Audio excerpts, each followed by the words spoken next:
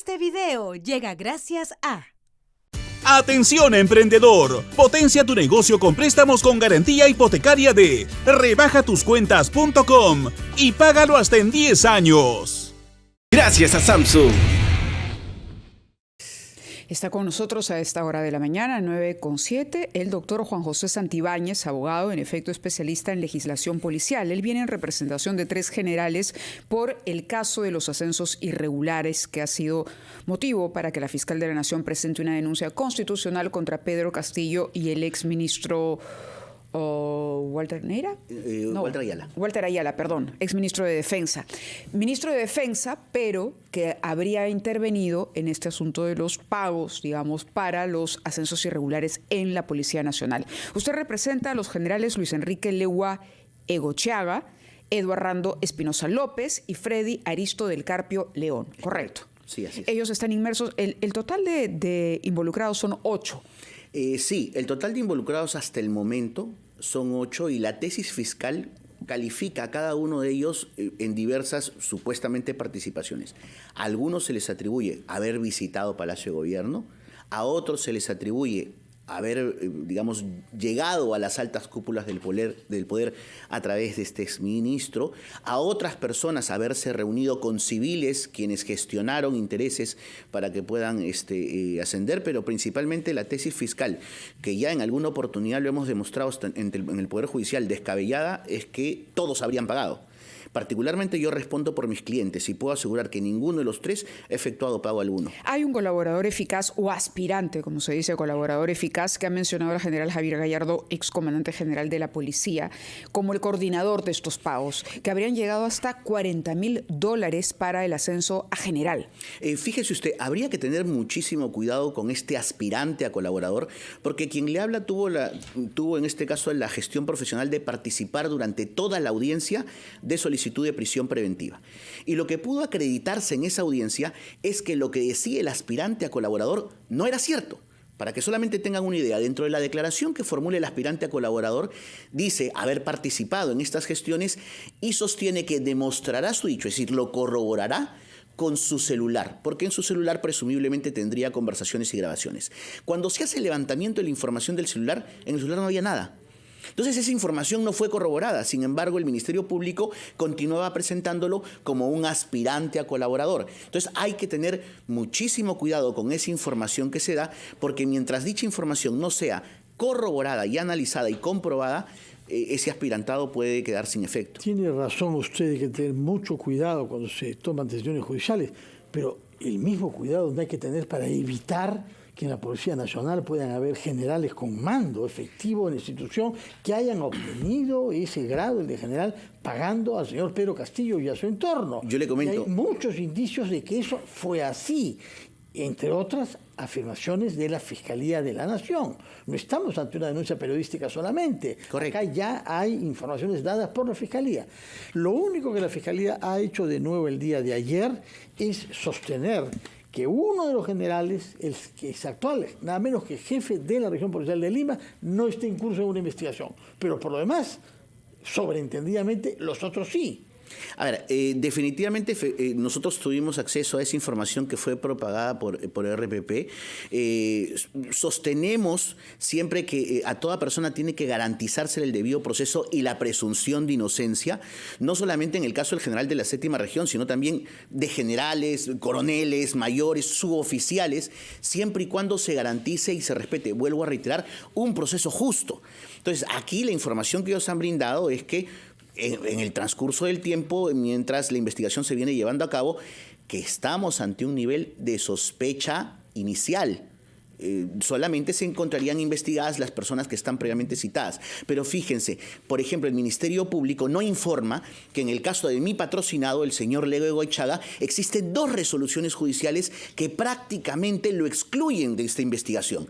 La primera, la declaración fundada de un habeas corpus que la defensa interpuso a razón del pedido de prisión, de detención preliminar, y que fue declarada fundada por el Poder Judicial alegando que no existían graves y fundados elementos de convicción. Y en segundo lugar, cuando el juez de primera instancia declara infundado su pedido de prisión preventiva y el fiscal apela, la sala penal resuelve no solamente declarar infundado el recurso de apelación del fiscal, sino además le varía el mandato de comparecencia por una comparecencia simple por una sencilla razón, porque el Poder Judicial dice no hay graves y fundados elementos de convicción. Estamos hablando de uno de los el Legua Egochaga, pero el Correcto. caso, por ejemplo, de Espinosa López y del Carpio León son distintos. El caso son distintos. En ese caso nunca se pidió la detención preliminar, están en calidad simplemente de investigados y en su oportunidad ya dentro de la investigación fiscal se demostrará que tampoco se encuentran inmersos en este supuesto. Hay otra arista interesante en este caso que fue revelada en su momento por el diario Perú 21 en agosto del año 2022,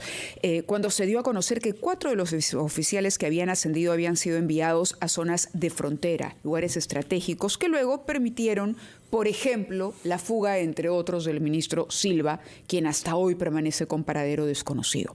Sobre ese punto en particular y sus patrocinados, ¿tiene algo usted que comentar? Ninguno de mis patrocinados estuvo en esos puestos. Y bueno, hay que referir que la tesis fiscal, sí. ¿Cuál es? La tesis fiscal es que efectivos policiales habrían pagado la suma de $40.000 y que justo en esta negociación formaba parte la designación del puesto. Claro. Cosa que en realidad... que era un lugar, digamos, o ocupar un puesto que funcional para la organización criminal, de acuerdo a la hipótesis de la Fiscalía. Correcto, pero esa hipótesis ha sido desestimada tanto por el juez de primera instancia como por la Sala Penal, que resolvió el caso de la apelación del recurso interpuesto por el Ministerio Público. Y esto es importante referir porque, vuelvo a reiterar, no es que la Sala Penal haya sostenido que el juez ha hecho una errada interpretación o que el fiscal ha interpretado de manera errada los elementos de convicción que podría tener. Lo que la Sala ha dicho es que no existen.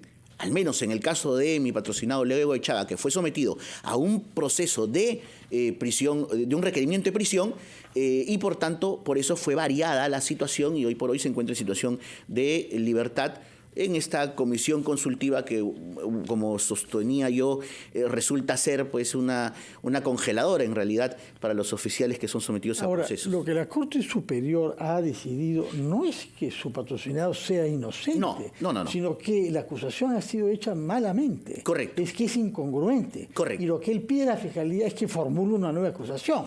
No es lo mismo. No es lo mismo. Haber sido declarado inocente quiere decir, oiga, escriba mejor su texto. A ver, lo que ha declarado, hay que tener presente, un requerimiento de prisión preventiva tiene que fundarse en graves y fundados elementos de convicción. ¿Por qué? Porque la prisión preventiva se solicita cuando existe una sospecha muy fuerte sobre la presunta comisión de un ilícito penal. Lo que ha resuelto tanto el juez de primera instancia como la Sala Penal es que en el caso de Leo Egochaga no hay graves y fundados elementos de convicción, primero, que permitan establecer que pertenece a una organización criminal y segundo, tampoco hay graves elementos de convicción suficientes para generar una sospecha fuerte. ¿Por un tema de forma en la formulación? No es un tema de forma, es un tema de análisis de fondo. Por eso es que la resolución tiene casi 60 páginas, en donde la Sala ha analizado lo propuesto por la Fiscalía y lo que sostiene es que la sospecha de la Fiscalía, hasta el momento, pero no es suficiente para dictaminar. está abierta la posibilidad de que la Fiscalía insista. En todos los procesos de investigación en nuestro país está abierta la posibilidad de que la Fiscalía insista, continúe sus investigaciones, profundice lo que está alegando y que posteriormente incluso incorpore, además, a más oficiales o excluya a algunos que considere que no, sobre los cuales no tiene un tema. Solamente una cuestión que quisiera recalcar. Fíjense ustedes, este proceso de ascenso es el único proceso en toda la historia de la Policía Nacional del Perú en donde las actas no se quemaron. Ustedes recordarán que en todos los ascensos, cuando ocurren los ascensos a generales, llegan a Palacio y luego queman las actas, queman las boletas, y cuando un periodista, por ejemplo, pide información, no lo sabemos porque ya todo fue quemado.